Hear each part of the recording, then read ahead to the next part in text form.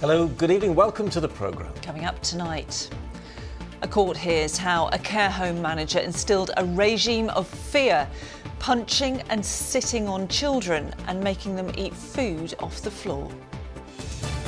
Thieves threaten the future of this charity, which has helped keep youngsters on the right track for 20 years. End of its journey, crew members marched through Richmond in a farewell to the warship, which took the town's name.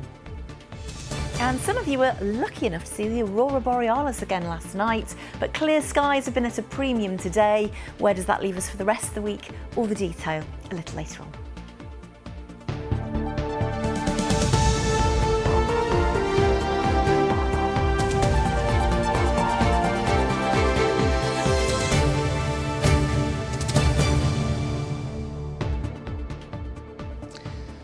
But first, to a warning that Yorkshire's live music industry is facing an increasingly perilous future as more and more grassroots venues go to the wall.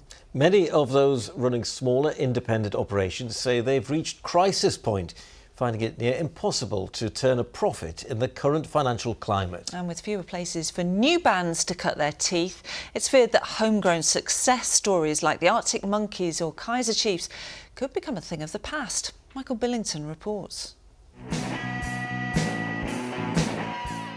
From Leeds' Broodnell Social Club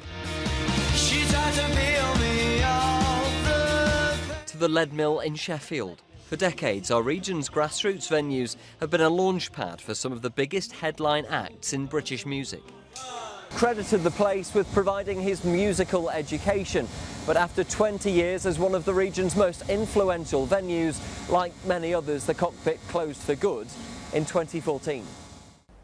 Now the Music Venue Trust has struck a cautionary note over the finances of grassroots venues. They've lost about 20% of their workforce. That's about 6,000 jobs in this last year.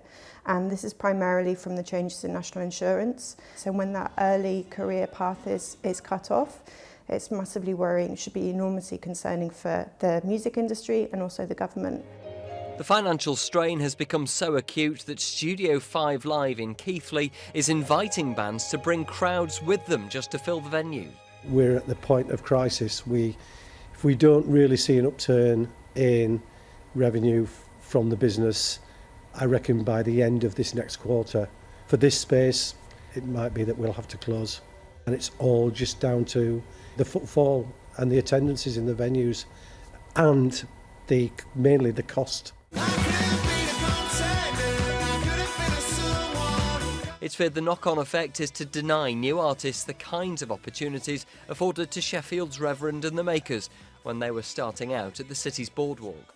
I just worry for the sort of health of the music ecosystem. The boardwalk behind us were the incubator for my band and Arctic Monkeys and Little Man Tate Milburn. We all worked on the bar there and it became the incubator for our scene, and you wonder, we are them sort of small venues, where does the music and the bands come from? The report did find reason to be optimistic though, with grassroots gig ticket sales up over the last 12 months. It's a place where bands start out really, and that can be bands before they've even got a recording deal or anything like that. It's just a way for them to get across to people, to develop their talents. So yeah, it feels like a training ground in some ways, but a training ground that's fun. The government says grassroots venues are vital to the UK's music culture, but the industry says ministers must now show how much they're valued if they're to have a long-term future. Well, when it comes to showcasing new artists, there are a few venues that are as well respected as the Broodnell Social Club here in Leeds. They've got a gig on tomorrow night. Nathan, you're the owner. Tell us about tomorrow night's artist, probably another artist that will really appreciate a platform like this. Yeah, they're called Marmozets. They're originating from Bingley in West Yorkshire. They have previously played Glastonbury, Download Festival, Leeds Festival, and are just coming back after a hiatus. So they started in venues like this and went onto big stages and are coming back to play a venue like this. And what are the consequences for artists like that and the wider industry if grassroots music venues have these kind of financial struggles that are pointed out in this report? Venues and promoters and everyone involved in it won't be putting in the financial risk to reward for artists overall, and essentially you'll see less shows happening, venues closing, and the overall risks associated with it will stunt the growth of talent development in the UK. I think what you'd look at is the increase in business rates that are proposed from April, the increased PAYE and national insurance. I think there needs to be a change in mindset at government level around research and development and talent pipeline of like young artists and on and off stage talent, whether it be sound engineers, riggers, crew, everyone that's involved in the backstage and on stage talent that are the future soft power of the UK that goes out of it. OK, Nathan, thank you. Well, for its part, the government's told us that it's committed to working with the grassroots music sector and continues to encourage the live music industry to adopt a voluntary £1 levy on tickets for stadium and arena shows to help safeguard the future of grassroots music. But it seems that across the board, venues are facing real financial challenges, with this report saying that for some, profits are falling critically low. Yes, thank you very much to Michael Billington there. Well, next, a woman who helped to run a Halifax children's home in the 1970s, 80s and 90s has been described as a bully who ran the place like a prison. Linda Brunning, who's from Sorby Bridge in West Yorkshire, is on trial at Bradford Crown Court. Now, she's accused of helping her boss to sexually abuse children and of indecent assault. Katie Oscroft has been following the case and joins us now. Katie, really, clearly, some very harrowing details emerged today. Absolutely, Lara. A very difficult day in court when the jury heard from a former female support teacher at Skircutt Lodge who described the behaviour of the people in charge. And she said that Linda Brunning made children eat off the floor. She sat on them, pushed them up against the wall and slapped them. She told the court that Brunning was a large lady who used her size to her advantage. She was particularly strict at night and would deliberately humiliate the children. Well, the former member of staff described a regime of fear at the home and said that what went on there amounted to cruelty. And these allegations of abuse date back as far as 1976 and went on for almost 20 years. And Katie, Linda Brunning is accused alongside the manager of the home, Malcolm Phillips, isn't she? What was said about him today? Well, Ian, Malcolm Phillips is 92 now and unfit to come to court and stand trial. So the jury will make a decision on him based on the facts that they hear about him. Now, this is him pictured in 2001. The jury's already been told that he was convicted that year of sexually abusing 8 female residents at Skircutt Lodge, and this followed his suspension in 1994 after a police investigation. Now, he is accused of ruling the home by fear and faces further charges of sexually abusing children there, including 2 charges of rape. Well, former staff say he manhandled children, once pulled a boy through a food hatch by his shirt, and when a girl who'd run away from Skircutt Lodge was brought back, Phillips attacked the child. Well, Linda Brunning denies the charges against her of aiding and abetting and indecent assault, and this harrowing trial will go on for several more weeks. Yes, some moral evidence heard in court. Thanks very much, Katie. Katie Oscroft reporting. Police have launched a murder investigation after a reported stabbing in Huddersfield. Officers are appealing for information after a 20-year-old man died from his injuries following an assault on Greenwood Street yesterday afternoon. 5 people were arrested on suspicion of murder and remain in custody. More than 500 improvised weapons were discovered at Wetherby Young Offenders Institution over 7 months last year. That's according to a new report. The Independent Monitoring Board also found that inmates were often locked up for 23 hours a day, a practice it described as inhumane. The Ministry of Justice says it's recognised more needed to be done to tackle violence and ensure custody helped rehabilitate offenders. They have very little to do. They may not have a television, they may not be great readers, they may not read much, and there's nothing to do. And I certainly know for myself, if I were to be shut up in a room like that, basically a box for 24, 48 hours with actually nothing to do apart from half an hour's exercise and maybe a little bit of time in a shower and then back to my room, I think my behaviour might deteriorate quite rapidly. A Labour MP says he's backing calls to ban under-16s from social media platforms. John Whitby, the MP for Derbyshire Dales, says it's absolutely right that we protect children. It comes after ministers launched a consultation on the issue with members of the House of Lords due to vote on a ban later. I mean, no one's trying to get political points out of this.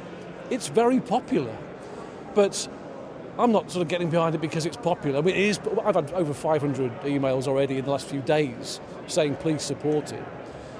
But for me, it's just right. It's absolutely right that we protect children. Well, next tonight, it's helped countless young people set off on the right road through life. But now a charity which teaches motorcycle skills and safety is facing an uncertain future.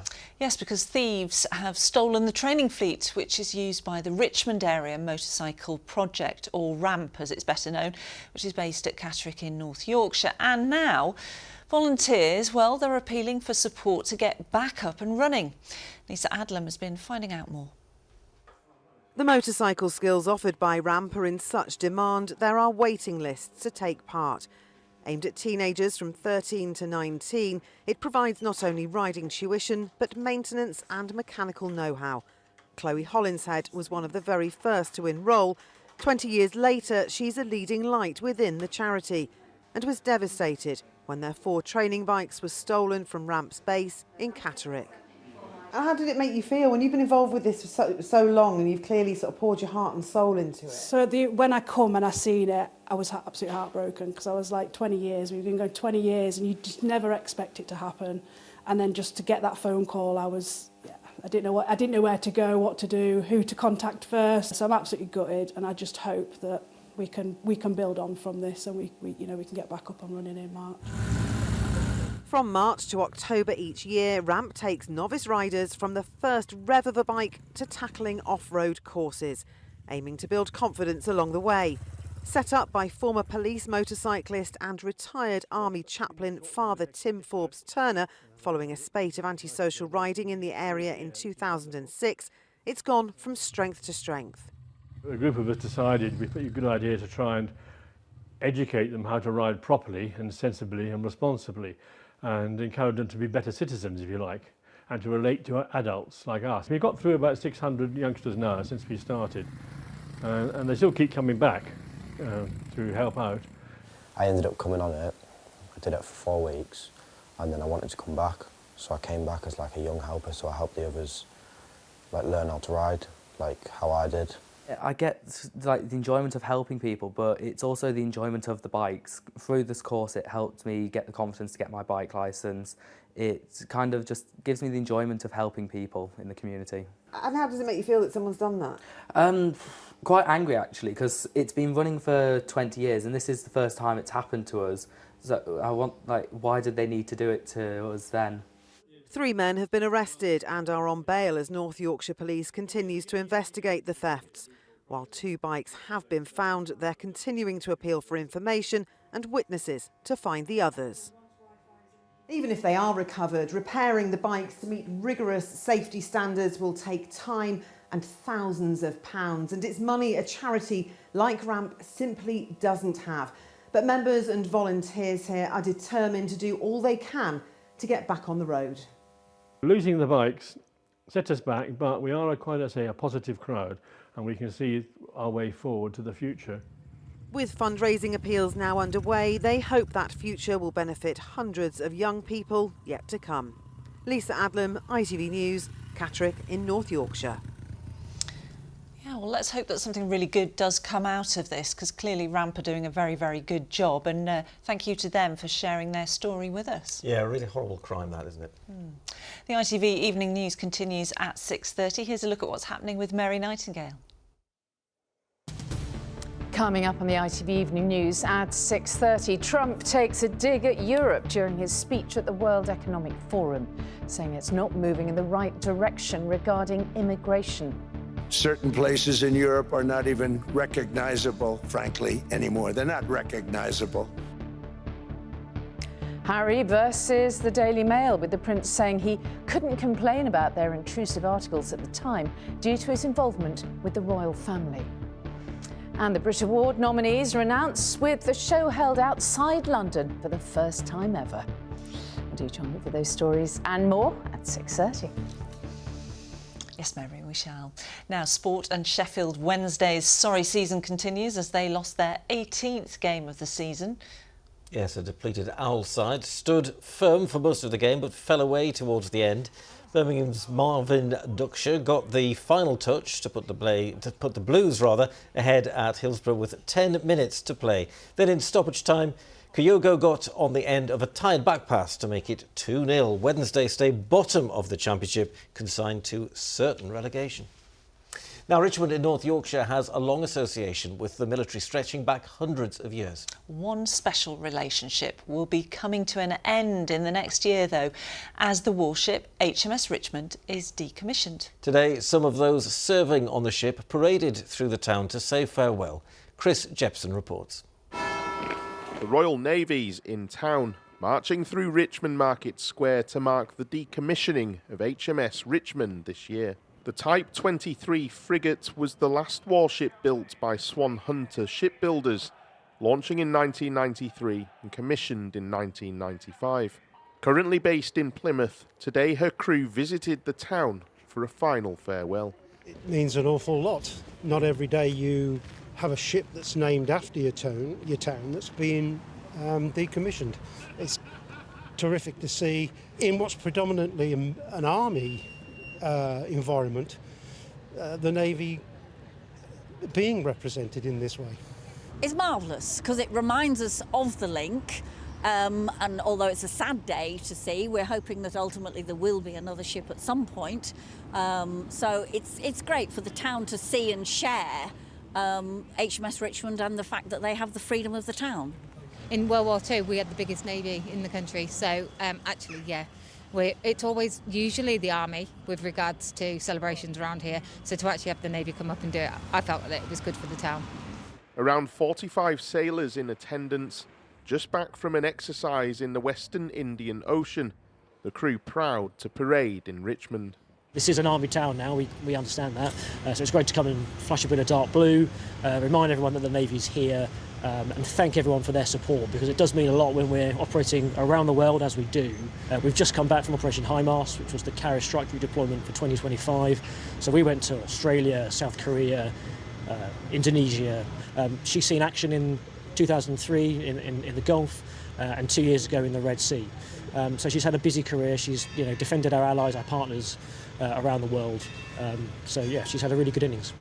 Bestowed the freedom of the town in 1996, the Royal Navy connection has always been strong. Well, having an affiliation is something that's really quite a big thing for us, because it sort of helps bring the community together, and that's what it is. And obviously the sailors that have been aboard the ship really do hold a very special place in our hearts, and they're always welcome to the town, always welcome. What it means to the people in Richmond and to ex-forces members, it means a lot for them to come and have that association. So it's been a real good day today. As the crew march off, it symbolises the end of a successful 3 decades of operations for HMS Richmond. Chris Jepson, ITV News, Richmond. Yeah, I like a trip to Richmond, I have to say. Beautiful place. Not necessarily in this weather, though. What do you think, Keza? It's not great, is it, this week? No. Yeah, but some of you actually saw the aurora last night. Amongst all the cloud and the rain and the wind, there was a little gap yesterday evening. And you were out there with your cameras. So Freddie's got a great shot here at Scarborough. Big thank you to Beverly. You can just see the green hues in the left-hand corner there. The green is the charged particles from the sun interacting with the oxygen at around 60 to 150 miles above us. So yes, even some green tinges here over the North York Moors. And you can still see the cloud. It was quite cloudy, it turned wet and windy, but not before Ricky got this fab shot of Flamborough. So yeah, a similar story overnight tonight. There's even less chance of seeing the aurora under the clearer skies at the moment, and then it turns wet and windy again through tonight and tomorrow. Lots of questions about this beast from the east. It's more of a hamster at this stage. It's not very beastly. We are getting an easterly flow as we head through into the weekend and next week, but we actually are looking west. Canada is very cold at the moment, and that is allowing our jet stream to be south, much further south than even we'd expect this time of year, and that is allowing the low pressure systems to develop to the south and west of us. So around the low, strong winds and unsettled conditions for the next couple of days, for the rest of this week really. So it's not great. Sunshine is definitely at a premium, isn't it? I asked for some joyful pictures, and today is actually a National Red Squirrel Appreciation. Of course, we have them in our region. Haws, Yorkshire Dales. A big thank you to Stephen Abbott of Hatfield in South Yorkshire for sharing weather photos at itv.com. Here's your forecast. Today's forecast: seafood and sugar cube towns. TUI sponsors ITV Yorkshire Weather. Yes, certainly over the next few days, temperatures by day staying nearer to the seasonal average. We had that little bit of sunshine, brief, albeit first thing this morning, but for most of us today it's been cloudy, it's been wet, and those winds have been strong and gusty, particularly for the coast and the hills. Staying pretty gloomy over high ground as well over the next couple of days and nights. Cloudy skies and spells of rain dominate the weather story, and yes, those strong winds continue, particularly out towards the coast. So this has been the story so far today. All of that rain, although turning patchy, nudging its way northwards, a lot of cloud around, and yes, those strong and gusty winds, and that story pretty much stays the same over the next couple of hours or so, turning more patchy and maybe a few drier spells in between for a time into the early hours. But you can see it's unsettled. The winds are still fairly strong, particularly out towards the coast, so nothing too chilly overnight tonight.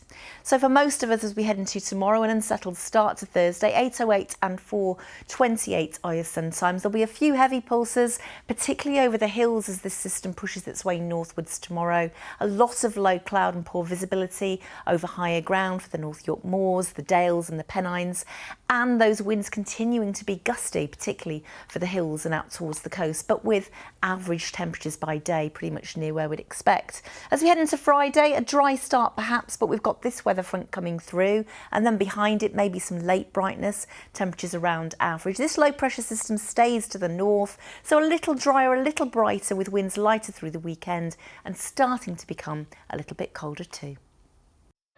TUI sponsors ITV Yorkshire Weather. I'm not sure I like your forecast. It could be worse, that's all I'll say. Yeah, if that beast from the east came, you wouldn't like it. I'd know about it, wouldn't I? It is winter. Whereas it's only a hamster now. Yes. That's it for now. Thanks for watching. We'll see you tomorrow night at 6. A very good evening. Bye-bye. Bye.